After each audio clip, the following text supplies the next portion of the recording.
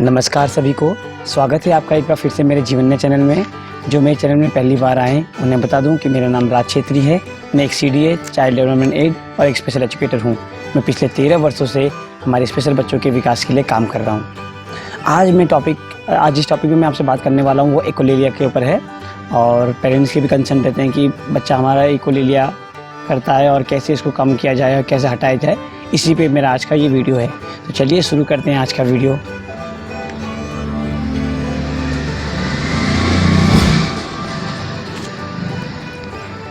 देखिए पेरेंट्स, आज हम बात करने वाले हैं इकोलेलिया के ऊपर। और इकोलेलिया में हम इस पे फोकस नहीं करेंगे कि इकोलेलिया क्या है ना। इस पे फोकस हम ज़्यादा नहीं करेंगे, बजाय इसके कि हम बात करेंगे इकोलेलिया को हम कैसे कम करें। इस पे हम ज़्यादा फोकस करेंगे, ठीक है। तो फिर भी अगर कोई पेरेंट्स जो बिल्कुल इकोलेलिया नहीं जानते हैं कि क्या होता है, उनको मैं शॉर्ट में बता देता हूँ और ऑटिज़म बच्चों को लेकर ही बताऊँगा कि अक्सर हमारे ऑटिज़म बच्चों में क्या होता है कि हम उनसे जब कुछ पूछते हैं तो बच्चा उसको सुनकर वही चीज़ रिपीट करता है जो हम उससे कहते हैं। कुछ भी पूछते हैं, सपोज़ करो मैंने पूछा आपका नाम क्या है, तो बच्चे को आंसर देना चाहिए, लेकिन वो आंसर नहीं देगा। हमने पूछा आपका नाम क्या है, तो बच्चा ये बोलेगा आपका नाम क्या है। आपको जूस चाहिए या दूध चाहिए, तो दूध चाहिए, जूस चाहिए, इस तरह से बच्चा बोलेगा। तो वही चीज़ रिपीट करेगा जो बड़े कहते हैं, तो इसको हम इकोलेलिया कहते हैं, ठीक है। और आज मैं इसकी स्ट्रैटेजी बताने जा रहा हूँ कि कैसे हम बच्चे की जो इकोलेलिया को कम कर सकते हैं। और क्योंकि मैंने अपने जो स्पीच थेरेपिस्ट हैं उनसे मैंने बात किया इस बारे में और हमारी काफ़ी डिस्कस हुआ था, तो काफ़ी इनपुट मुझे उनके मिले हैं, तो मैं आपके साथ शेयर कर रहा हूँ। देखिए, इकोलेलिया अगर बच्चा कर रहा है तो पहला चीज़ तो मैं एक प्लस पॉइंट आपको ये बताता हूँ, क्योंकि कई बार पेरेंट्स जो है इकोलेलिया को सुन के काफ़ी अपसेट हो जाते हैं। तो मैं उनको बता दूँ कि जो हमारा अगर बच्चे को ऑटिज़म है ना, तो ऑटिज़म एक स्पेक्ट्रम है, ऑटिज़म स्पेक्ट्रम डिसऑर्डर। और इसमें क्या होता है, बच्चे का जो कम्युनिकेशन एरिया होता है बहुत प्रभावित होता है। कम्युनिकेशन एरिया अगर प्रभावित होता है तो बच्चे का जो है कम्युनिकेट नहीं कर पाता है दूसरों के साथ, और कम्युनिकेट करता है तो वहाँ पर दिक्कत आती है। कई बच्चों का स्पीच डिले रहता है, बच्चा नॉन वर्बल बोल रहते हैं। बहुत से बच्चे वो नहीं जानते कि कैसे हमें बोलना है, स्पीच ही नहीं आती है बच्चों की, कई बच्चों की। और जिनकी स्पीच आती है, जो बच्चा बोलता है, वहाँ पर उनको ये नहीं मालूम पड़ता है कि सोशली कैसे हमें बात करनी है और कहाँ पे हमें किस कॉन्टेक्स्ट में बात करना है। तो उसमें क्या है, अगर बच्चा इकोलेलिया कर रहा है, अगर आपका बच्चा इकोलेलिया कर रहा है, तो इसमें ये बात समझ लीजिए कि बच्चा कम्युनिकेट करना चाहता है। तो ये हमारे एक प्लस पॉइंट है ना। भले ही वो उस चीज़ को ही रिपीट कर रहा है जो हम बोल रहे हैं, उस चीज़ को रिपीट कर रहा है, लेकिन वो कम्युनिकेट करने की कोशिश कर रहा है। तो यहाँ पर हमें थोड़ा सा पॉजिटिव सोचना है बच्चे के लिए ना, थोड़ा सा हमें स्ट्रेंथ दिखनी है बच्चे की। हाँ, अब लेकिन बच्चा इसमें क्या है, कम्युनिकेट करने की कोशिश तो कर रहा है, लेकिन वो अप्रोप्रिएट नहीं हो रहा है, क्योंकि हम जो पूछ रहे हैं वो वही आंसर दे रहा है। तो ये थोड़ा सा इसको ये मीनिंगफुल बनाने की ज़रूरत है इसको। और उसको कैसे बनाएंगे, वो हम कुछ स्ट्रेटजीज यूज़ करेंगे।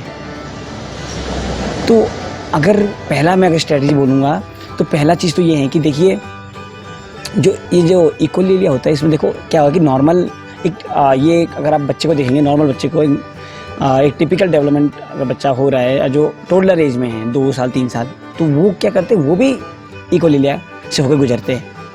हम कुछ पूछते हैं उनसे तो वो भी उस चीज़ को रिपीट करते हैं। देखिए, वो भी ऐसा करते हैं। क्यों करते हैं ऐसा? क्योंकि उनका जो है लैंग्वेज अब इतना डेवलप नहीं हुआ जितना हमारा।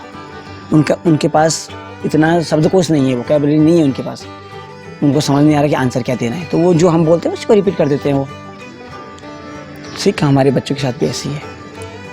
हमारे बच्चे को ऑटिज़म है, उसके साथ उनका जो है ऑटिज़म होने की वजह से उनका कम्युनिकेशन प्रभावित है, जिस वजह से क्या है, उनका जो है शब्दकोश की कमी है, उनमें उनकी वोकैबुलरी कम है। अगर वोकैबुलरी भी मिल रही है उनको, तो उनके दिमाग में जो सेंटेंस फॉर्मेशन है वो नहीं बन पा रहा है, वो फ़िल्टर नहीं हो पा रहा है कि कैसे मैंने उसको सुना जो है उसको कैसे मुझे फ़िल्टर करके एक फॉर्म में बना के मुझे प्रेजेंट करना है, एक्सप्रेस करना है, वो नहीं आ रहा है। उस वजह से क्या हो रहा है, बच्चा वही चीज़ रिपीट कर दे रहा है जो बड़े बोल रहे हैं, है ना। तो यहाँ पर हमें बच्चे की हेल्प करनी है। कैसे? सबसे पहले तो हमें उसकी जो है वोकैबुलरी को बढ़ानी है। जितना ज़्यादा हो सकता है आप उसके शब्दकोश को बढ़ाइए। जब भी मौका मिलता है, मैं कहता हूँ आप 1-to-1 सेशन लीजिए, 1 घंटा बच्चे के साथ काम करिए, उसमें उसके साथ वोकैबुलरी पे काम करिए, उसकी लैंग्वेज पे काम करिए, है ना। उसको दीजिए एक्सपोजर, सेंटेंस बोलिए, वर्ड बोलिए, उसके साथ शब्दकोश बढ़ाइए उसका। पिक्चर टॉक करिए उसके साथ। पिक्चर टॉक, पिक्चर मैट होता है जिसमें सीन होते हैं पिकनिक का, स्टेशन का, हॉस्पिटल का, पूरा एक पिक्चर बना होता है, सीन बना होता है, उसके बारे में बात करिए। तो ज़्यादा से ज़्यादा उसकी वोकेबलरी को बढ़ाइए, पहला चीज़। दूसरा तरीका क्या है, सपोज करो आप बच्चे के साथ बैठे हैं, आपने पूछा आपका नाम क्या है, तो बच्चे को आर्यन बोलना चाहिए। बच्चे से पूछा आपने आपका नाम क्या है, बच्चा बोलेगा आपका नाम क्या है। तो यहाँ पर क्या है, इनएप्रोप्रिएट आंसर मिल रहा है। तो हमें बच्चे को थोड़ा सा मीनिंगफुल सिखाना है कि ये मीनिंगफुल आंसर ही हुआ। आपने पूछा आपका नाम क्या है, आपने कुछ पॉज दिया 1 सेकंड का, 2 सेकंड का, और आंसर भी आपने दे दिया आर्यन, तो वो बोलेगा आर्यन। ये थोड़ा सा अलग सा लग रहा है लेकिन काम करना पड़ेगा, ये इस तरीके से अपनाना पड़ेंगे आपको, क्योंकि मीनिंगफुल अगर आप आंसर चाहते हो तो यही होगा। शुरू में मॉडलिंग करनी पड़ती है, हमें बताना पड़ता है सिखाने के लिए। आपका नाम क्या है, 1 सेकंड का गैप किया, 2 सेकंड का गैप किया, आर्यन, तो बच्चा बोलेगा आर्यन। तो हमें एक एप्रोप्रिएट आंसर मिल रहा है बच्चे की तरफ से, बजाय इसके कि आपका नाम क्या है ना।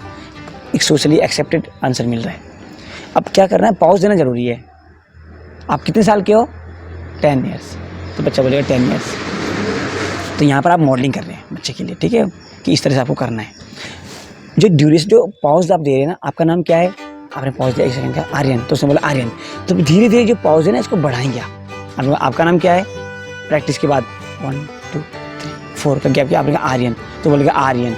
तो देखना आप धीरे धीरे क्या होगा, फिर वो आपका हट जाएगा। आपने पूछा आपका नाम क्या है, आप तो पॉज देंगे ही देंगे, उसको आंसर देने के लिए क्या होगा, फिर आंसर नहीं आएगा तो वो फिर आर्यन वहाँ से बोलेगा। अभी क्या हो रहा है, हम जो बोल रहे हैं वो तुरंत दूसरी को आंसर दे रहा है। तो एक पॉज देना जरूरी है, वो पॉज को बढ़ाना है ताकि बच्चा फिर उस पॉज में अपना इनपुट डालेगा, ठीक है। तो आप इस तरह से आप बच्चे को सिखा सकते हैं, उसके इकोलेलिया को कम कर सकते हैं, और कम कर सकते हैं, प्लस एक एप्रोप्रिएट तरीके से आंसर उससे निकाल सकते हैं। और एक स्ट्रेटजी क्या हुआ कि हमें एक ग्रुप के साथ बैठना है लैंग्वेज एक्टिविटी में। आपका बच्चा बैठा है, साथ में 3 बच्चे को और बिठाइए। आपने एक मैंगो का पिक्चर दिखाया, आपने फर्स्ट चाइल्ड से पूछा व्हाट इज दिस, उसने कहा मैंगो मैंगो मैंगो। आपने बच्चे के पास आए, उसने कहा मैंगो, एप्रोप्रिएट आंसर मिला। इकोलेलिया है लेकिन एप्रोप्रिएट आंसर उसको समझ आ रहा है, हाँ मुझे एप्रोप्रिएट आंसर भी देना है। इकोलेलिया मेरे साथ है ओके, लेकिन मुझे आंसर एप्रोप्रिएट देना है। आपने एलिफेंट, हाथी दिखाया, ये क्या है, हाथी, ये क्या है, हाथी, ये क्या है, हाथी। अब मुझे ये क्या है, आपका बच्चा सुन के आ रहा है ना, हाथी। तो ये क्या है के बाद हाथी सब बोल रहे हैं, तो वो भी ऑटोमेटिक ये क्या है के बाद हाथी बोलेगा, तो आपको एप्रोप्रिएट आंसर मिल रहा है।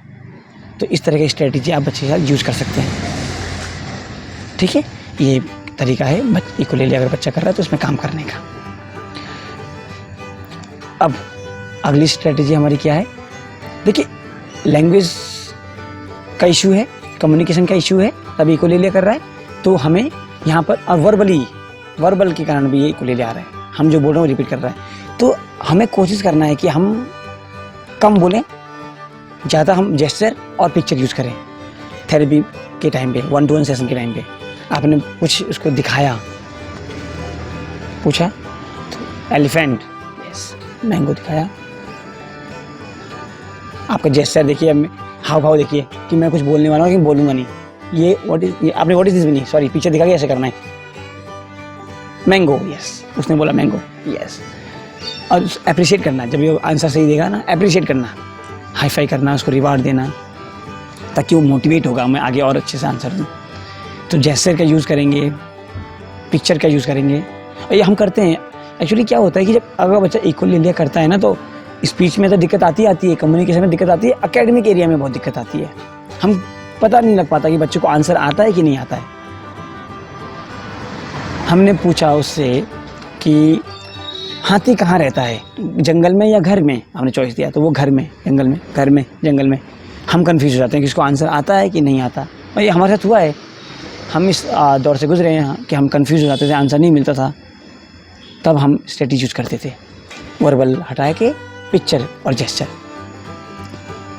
जंगल का, घर का पिक्चर दिखाया, एलिफेंट को उसका पिक्चर दिया, where does the elephant live, वो कहते हो पिक्चर, वो जाके पिक्चर को उसके ऊपर रख देगा, यस, जंगल में, हाथी जंगल में रहता है, इस तरह से आंसर मिलता है। तो ये स्ट्रेटजी आप यूज़ करिए बच्चे के साथ, है ना, तो उसको हेल्प करेगा कि वो एप्रोप्रिएट आंसर दे पाए। और दूसरी बात मैंने जैसे बोली इकोलेलिया एक नॉर्मल प्रोसेस है, नॉर्मल डेवलपमेंट का वो है, स्पीच लैंग्वेज डेवलपमेंट का प्रोसेस है। तो काफ़ी बच्चे गुजरते हैं इससे, है ना, फेड आउट हो जाता है उनका। तो उम्मीद करेंगे हमारे बच्चा भी जो है एज बढ़ने के साथ साथ जब उसका लैंग्वेज वोकैबुलरी बढ़ेगी, इनपुट मिलेंगे उसको लैंग्वेज की ज़्यादा, तो ऑटोमेटिक जो है इसका ये कम हो जाए। ठीक है, तो आप इस तरह का स्ट्रेटजी बच्चे है यूज करिएगा। एक काम आपको और करना है, आप क्वेश्चन की एक लिस्ट बना लीजिए, है ना, क्या व्हाट वाले क्वेश्चन की, ये क्या है, क्या, कौन, इस तरह की चीज़ें के क्वेश्चन बना लीजिए सेट, और बच्चे है उसको रोज़ प्रैक्टिस करिए आप। ठीक है, और बच्चे से जो है एप्रोप्रिएट आंसर आप उससे निकालिए। तो ये रोज़ आपको प्रैक्टिस करना पड़ेगा, क्या, कौन, इस तरह के क्वेश्चन के, कहाँ वाले। ठीक है, ये प्रैक्टिस करना पड़ेगा आपको, डेली प्रैक्टिस करना पड़ेगा ताकि बच्चा उससे आंसर दे पाए सही से और आप उसको सिखा पाएँ।